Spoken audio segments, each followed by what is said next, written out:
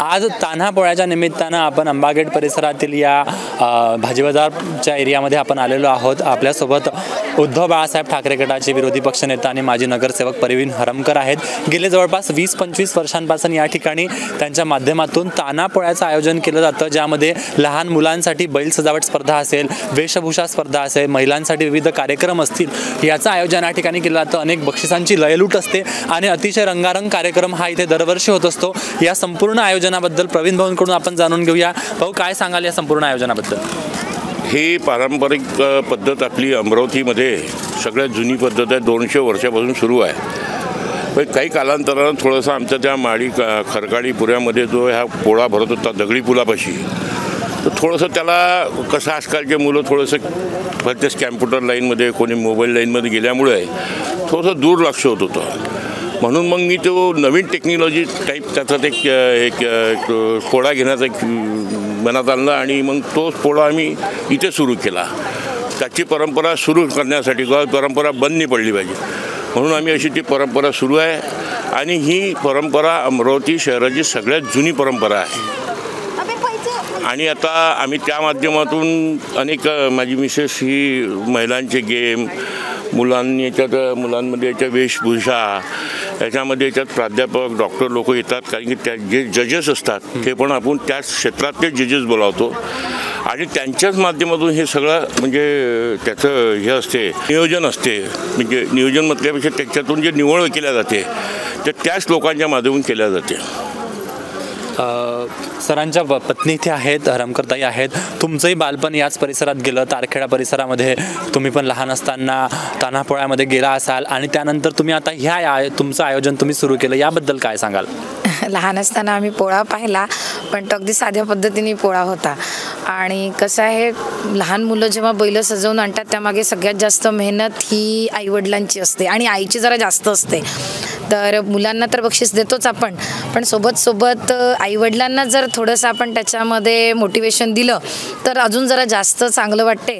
त्याच्यामुळे मग आम्ही थोडंसं लेडीजकडे जास्त कल घेऊन त्यांच्यासाठी एक लकी ड्रॉ आणि एक गेम शो, म्हणजे इतके वेळ 2 तास मुलं इथे बसतात आणि त्यांचे आईवडील सतत उभे राहतात, तर ते उभे न राहता त्यांना पण एक एन्जॉयमेंट झाला पाहिजे म्हणून आम्ही हे 2 नवीन त्याच्यामध्ये गेम ॲड केले आणि खूप मजा येते, मुलांनाही मजा येते आणि पालकांनासुद्धा मजा येते। म्हणजे तो पोळा नुसतं बघितला होता तर हा पोळा आम्ही एन्जॉय करायला लावतो आणि सगळेजण एन्जॉय करतात छान। इथल्या ह्या परिसरातल्या सर्व महिलांसाठी म्हणा, मुलांसाठी म्हणा, ह्या सगळ्या स्पर्धेमध्ये निशुल्क प्रवेश दिला जातो? बिलकुल, काही कुठल्याच प्रकारचं शुल्क घेतल्या जात नाही त्यांच्याकडनं, निशुल्क असते। इथूनच नाही तर केव्हा तर बाहेरगावरून सुद्धा एंट्रीज असतात। जेव्हा ऑनलाईन पोळा होता तेव्हा बाहेरगावरून एंट्रीज होत्या, त्याच्यासुद्धा आम्ही कुठल्याच प्रकारचं शुल्क घेतलं नाही आहे आणि मुलांना हमखास बक्षीस इथे मिळालं जातं। नंबर आला त्या मुलांना तर बक्षीस मिळतंच, पण सोबत जी मुलं इथे बसतात आहे, ज्यांनी नुसतं भाग घेतलेला आहे, ती सुद्धा मुलं इथून बक्षीस घेऊन जातात। त्यामुळे त्यांना सुद्धा इतका वेगळा आनंद असतो। बक्षीस असतात, खेळणी असतात, चॉकलेट्स असतात, त्याच्यामुळे त्यांचा आनंद जरा जास्त द्विगुणित होतो की आपण गेलो तरी आपल्याला काही ना काही मिळणार आहे, आपण तसं परत येणार नाही। सहसा काय असं स्पर्धा म्हटल्यानंतर 3 नंबर काढल्या जातात, 1-2 प्रोत्साहनपर दिल्या जातात आणि मुलांचा हिरसमोड होऊन जाते। इथे आम्ही हिरसमोड करत नाही, आलेल्या प्रत्येक स्पर्धकाला आम्ही हमखास बक्षीस देतो, सोबत वेशभूषेला पण देतो। त्याच्यामुळे मुलांमध्ये खूप जास्त चांगला प्रतिसाद आहे महिलांमध्ये।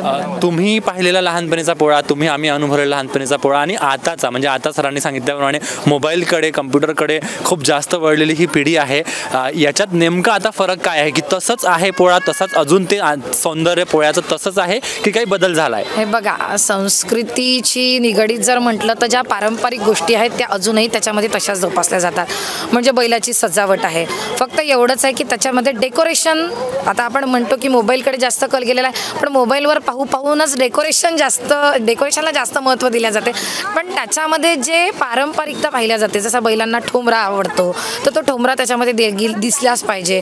बैल सजावट म्हटल्यानंतर ते आंब्याचं तोरण त्या ठिकाणी दिसल्याच गेलं पाहिजे। अगदी छोट्या गोष्टी असतात, पण त्या जेव्हा स्पर्धा म्हटल्या जाते त्या स्पर्धेमध्ये त्या छोट्या गोष्टी काउंट केल्या जातात की बा ह्या गोष्टी याच्यामध्ये आवश्यक आहे, तर तेव्हाही त्याच होत्या आणि आताही त्याचं फक्त त्याचं थोडंसं स्वरूप बदललेलं आहे।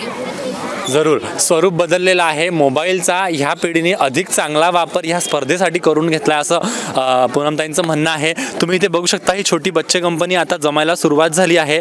थोड्या वेळात ही स्पर्धा सुरू होईल आणि अगदी छान छान त्यांनी बैल आपले सजवून आणलेले आहेत. जरा यांच्याशी जरा बोलूया. दीदी, काय नाव तुझं?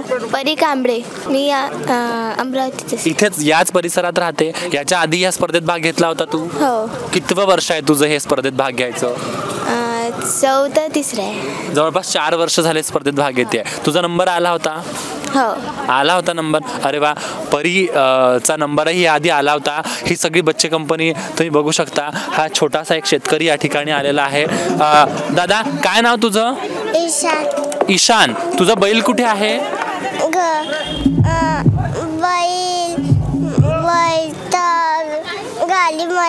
बैल त्याने गाडीत ठेवलेला आहे. अजून तो गाडीतून उतरलेला नाही आहे. पण या ठिकाणी तुम्ही बघू शकता एक अतिशय सुंदर असा मोठा बैल आणि त्या बैलाचा हा मालक या ठिकाणी बसलेला आहे. दादा, काय नाव तुझं? अर्णव भगत. तू कुठल्या एरियात राहतो? वडाळी नाका. बापरे, वडाळीवरून हा या परिसरात आलेला आहे. दरवर्षी तू येतो इथे? नाही, माझं फर्स्ट टाइम आहे. पहिलंच वर्ष आहे. हा बैल तू स्वतः सजवला आहेस? हो. स्वतः सजवलेला आहेस. खूप सुंदर असा तू बैल सजवलेला आहेस. यापूर्वी तू कधी अशा स्पर्धांमध्ये भाग घेतला होतास? नाही, बैल मच्छा नाही पडद्यामध्ये भाग घेतला. तुला कसं कळलं या स्पर्धेबद्दल? पप्पामुळे. तुझ्या पप्पांमुळे कळलं. पहिल्यांदाच वडाळी नाक्यावरून हा स्पर्धक या ठिकाणी आलेला आहे. बराच दुरून आलेला आहे. अतिशय सुंदर अगदी देखणा असा त्याचा बैल आहे हा आणि त्यांनी स्पर्धेत भाग घेतलाय असं म्हणतायत. तुम्ही सांगितलं की महिलांसाठी पण वेगवेगळ्या स्पर्धा इथे आहेत. त्यामध्ये वेगवेगळे बक्षिसं असतात. त्या स्पर्धेचं स्वरूप कसं असतं? बक्षिसांचं स्वरूप कसं असतं? बघा, पहिल्यांदा आपण तान्हा पोळा सजावट स्पर्धा म्हटलेली आहे. तर आपण पहिल्यांदा तान्ह्या पोळ्याला जास्त आपण फोकस करतो त्याकडे. त्याच्यामध्ये फर्स्ट, सेकंड, थर्ड असे बक्षिसं काढले जातात. पहिलं बक्षीस आहे 1501, दुसरं आहे 1100 आणि तिसरं 701. असं 3 बक्षिसं इथेच दिले जातात. आणि त्याच्यानंतर आहे मुलांची वेशभूषा स्पर्धा, की जी मुलं बैल कमी स्वस्तात आहेत पण स्वतः खूप छान तयार होऊन येत आहेत, त्यांना आवडी असते, तर त्या मुलांना आपण फर्स्ट, सेकंड, थर्ड त्यांनासुद्धा आपण गिफ्ट देतो इथे. आणि पालकांसाठी 2 स्पर्धा असतात. एक असते 1 मिनिट गेम शो, त्याचे फर्स्ट, सेकंड, थर्ड असे 3 प्राईज असतात. 3 गेम असतात ते. आणि एक असते लकी ड्रॉ. लकी ड्रॉमध्ये जे मुलं इथे बसले आहेत त्यांच्या पालकांना एक चिठ्ठी आमच्यापासून घ्यायची असते आणि ती चिठ्ठी त्या नंबरची चिठ्ठी एक बाऊलमध्ये जाते आणि एक त्यांच्याजवळ जाते. आणि सगळ्यात शेवटी कार्यक्रमाच्या शेवटी 3 नंबर काढले जातात. त्याच्यात पहिलं बक्षीस जातं सोन्याची नथ, दुसरं बक्षीस जातं पैठणी साडी आणि तिसरं बक्षीस जातं आहे डिनर सेट. अशा 3ही बक्षिसांचं वितरणसुद्धा इथंच केलं जातं. म्हणजे बक्षिसांची मोठ्या प्रमाणात लयलूट असते. मुलांनाही बक्षिसं मिळतात, त्यांच्या बैल सजावटीसाठी मिळतात आणि महिलांसाठी पण स्पेशल बक्षिसं असतात. लकी ड्रॉ असतो. तर अशा सगळ्या स्पर्धा अमरावतीमध्ये भरतायत. हे खरं या संस्कृती राखण्याचं ह्या स्पर्धांच्या माध्यमातून काम केलं जातं. अशा स्पर्धा भरत राहायला पाहिजे असं पालकांचं इथल्या म्हणणं आहे. तुम्ही तुमचा वेळ दिला त्याबद्दल खूप खूप धन्यवाद. ह्या तुमच्या स्पर्धेच्या माध्यमातून तुम्हाला जर संदेश द्यायचा असेल तर काय द्याल? स्पर्धेच्या माध्यमातून संदेश हाच देणार आहे की आपण कितीही डिजिटल झालो आणि कितीही आपण मोबाईल किंवा जे काही आपल्या अत्याधुनिक साधनं निघालेली आहे आपण त्यांचा वापर तर केलाच पाहिजे, पण सोबत आपण संस्कृतीसुद्धा जपली पाहिजे. कारण खरी संस्कृती ही आपल्या भारतातच लपलेली आहे. आणि काय होतं आहे, आपण पाश्चिमात्य संस्कृतीकडे जातो आहे आणि आपली संस्कृती लोप पावत आहे. त्याच्यामुळे काहीतरी नवीन क्रिएटिव्हिटी करून जे आहे त्याला अजून सुधारून त्याच्यामध्ये अजून काहीतरी डेव्हलप करून ती संस्कृती लोकांसमोर नेहमी ठेवल्या गेली पाहिजे आणि लोकांनी त्याचा एक आनंद लुटला पाहिजे की संस्कृती जतन झाली पाहिजे आणि लोकांना आनंदसुद्धा आला पाहिजे. धन्यवाद मॅडम, तुम्ही खूप छान माहिती दिली आणि खूप चांगलं काम तुम्ही करताय. जरूर तुम्ही हे करत राहायला पाहिजे. या ठिकाणी तुम्हाला एक पूर्ण शेतकरी कुटुंब पाहायला मिळत आहे. एक संपूर्ण थीम यांनी या ठिकाणी साकार केली आहे. तुम्ही बघू शकता अतिशय छान अशी तयारी करून हे दोघंजण आले आहेत.